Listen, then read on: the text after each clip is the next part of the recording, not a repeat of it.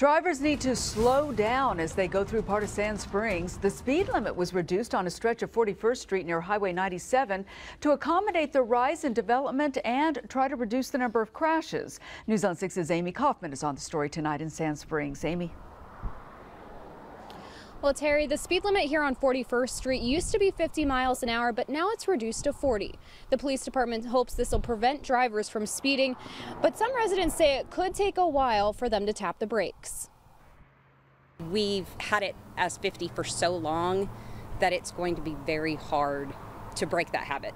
Jamie Conrad works at the Hill Spring Church and has seen a lot of crashes on 41st Street. There's been quite a few, but most of them is just either high speed or just rear-ending somebody because they haven't had time to stop. Conrad says parents always talk about how difficult it is to pull out onto the road when dropping their kids off for daycare because of the low visibility.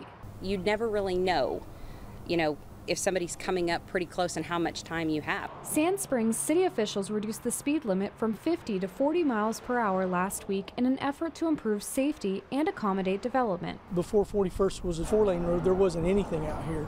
Captain Ensbrenner says several businesses and neighborhoods relocated to this stretch of 41st Street. This map shows where most of the deadly crashes happened over the last decade, with 41st Street and Highway 97 corridors being the most impacted.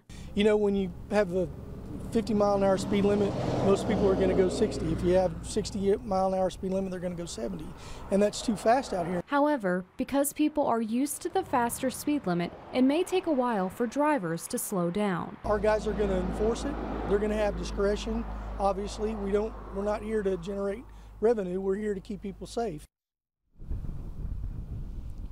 Now, the speed limit is already reduced in this section of 41st Street, and the police department says they will continue to monitor the area just to be sure that people are getting the message. Live on the scene on the story in Sand Springs, Amy Kaufman, News.